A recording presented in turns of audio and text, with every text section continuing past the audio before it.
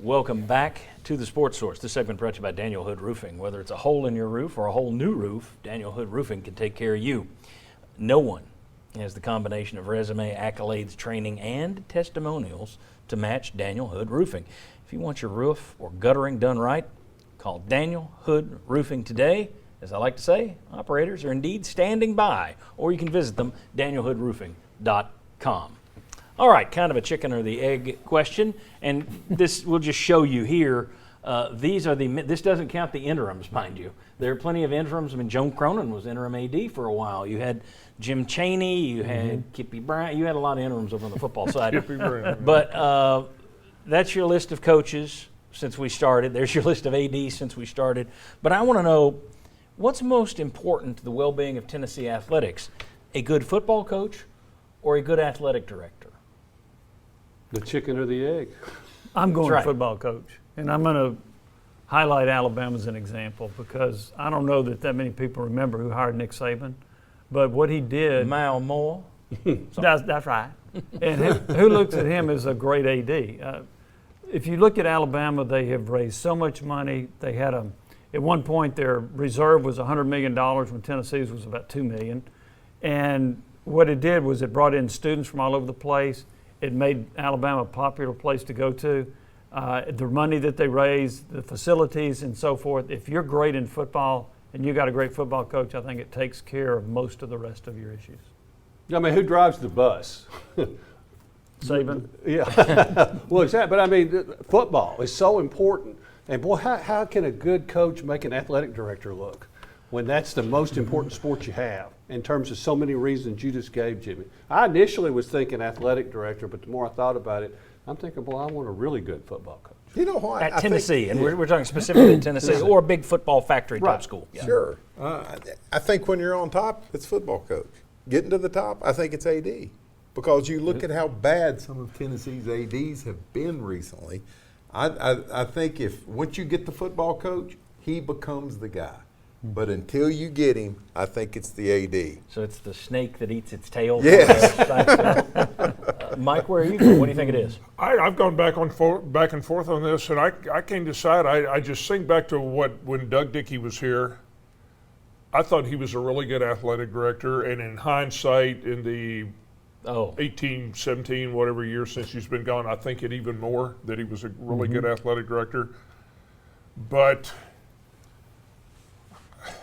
I was going to say football coach because Les Miles and Ed Orgeron won a national championship at LSU, but then are they really good football coaches? I don't know.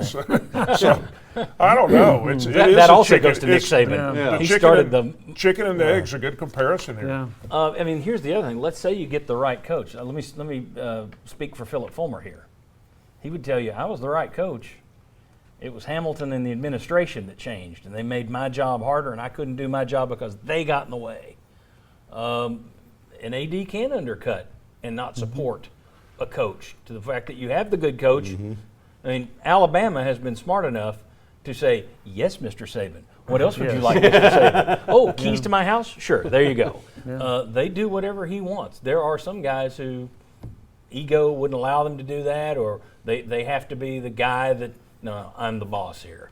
So you could blow it up that way too. I agree, though. I'm playing devil's advocate. Right. You could make the case both ways, but I think it's football coach. At Tennessee, I think the football coach is more important than the athletic director. Once you get the guy, you're right. You got to get him, but I think it's football coach. The other thing, too, so Tennessee's in their 5 high-profile sports, and they just won the All-Sports Trophy.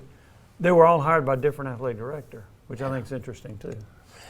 It's funny. I was looking at the athletic directors on that list and who they hired and fired. And just not talking baseball because that's a different deal, but just in terms of the two revenue sports.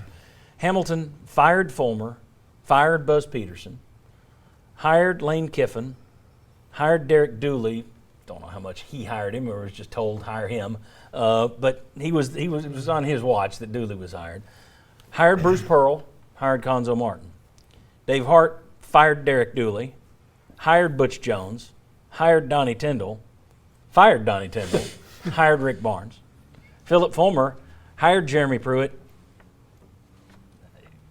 left at the same time that Jeremy Pruitt was fired. He retired. Philip Fulmer retired and took a payoff. And then you got Danny White, who hired Josh Heupel. But none of these guys are batting 1,000 good or bad. Right. Well, Fulmer as a AD didn't. If you're just looking at the Yeah. big pick, the two big revenue sports, he didn't make a great hire there. But it is interesting. None of these guys, they all make Dickey look better and better. And for all the people that rip Dickey, well, we didn't care about basketball. That's not true. Kevin O'Neal was one of the hottest names in the sport when he went and got him. Yep. He went to ask his boy Roy Williams, and he took the bait on Jerry Green. Jerry Green was one of the hottest names. Back- No, maybe not. I mean, we went back and found the story. Remember, I went back on Sports and found where he offered $1 million contract to Yeah. Roy Williams when Right. Williams was at Kansas. Right. Dickey takes such a bad rap, and boy, these group that came after him make him look so good. Plus, the NCAA would sniff around, and boy, Yep. they would leave town quick when Doug Dickey was here with his Teflon. Nothing sticks. Bruce Pearl might still be the coach if Doug Dickey. Of course, he never would have had the good fortune to hire him. All right. When we come back, if these guys could change the outcome of any one Tennessee football or basketball game since we went on the air in 2003, they could change the outcome. They can wish it away. What outcome would they change for what one game? Come on back on the Sports Source.